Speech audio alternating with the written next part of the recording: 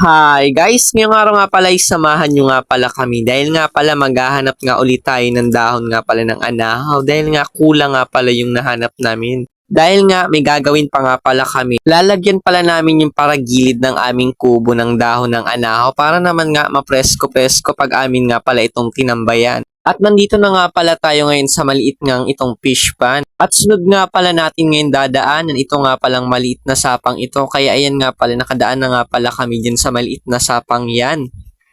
Guys, ngayon, nandito na tayo ngayon sa taas ng Makahoy. Dahil nga mamumulot nga pala kami ngayon ng anahaw. At dito nga, nangunguna nga pala itong pamangkin ko at ayan, bigla tuloy siyang natapilok. At napag-isipan nga pala namin dyan maghiwalay-hiwalay para nga pala marami kaming mapulot dito ng dahon ng anahaw. At dito na nga pala sa napuntahan ko nga ito, may malawak nga pala ditong fish pan. Mas malawak nga ito kaysa nga pala dun sa aming fish panan. At dito na nga pala nagsunod nga pala ako sa kanila dahil nga pupunta nga pala kami dun sa dulo. Pumunta ka nga pala kami doon hanggang dulo dahil nga para nga matignan namin kung marami nga kasing nahulog na anahaw. Kaso nga pala ni isa wala kami doon nakita. At dito na nga pala sa pagbalik namin may nakita nga pala kami ditong isang anahaw kaya kinuha nga pala namin yan dahil sayang nga at pwede pa nga namin yan magamit.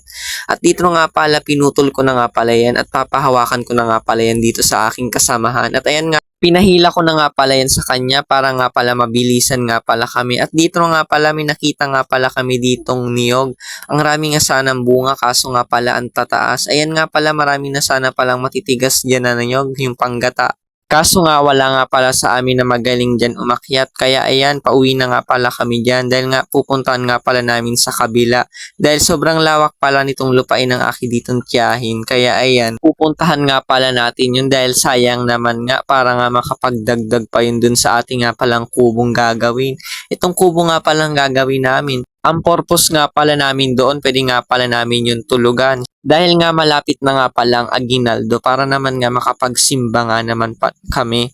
Kaya ayan, ginawa pala namin yun dahil pwede namin yung tulugan na magkakaibigan para nga isahan nga pala lang yung gising at hindi na nga pala kami pupunta sa bahay-bahay nga pala nila dahil nga ang hirap nga pala nilang gisingin.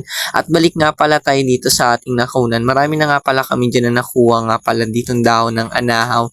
Kaya ayan, tinawag nga pala namin yung kasamahan ko dahil nga siya nga pala yung magbibit-bit papunta nga pala dun sa amin. At ayan nga pala, pauwi na nga pala kami dyan. Kaya ayan, binibit-bit na nga ng kasamahan ko dyan. Siyempre, dahil uuwi na nga pala kami. Dahil anong oras na nga pala, tanghali na nga pala sa mga oras na yan. Kaya ayan, pauwi na nga pala kami dyan. At hanggang dito na nga lang pala guys. Bye-bye!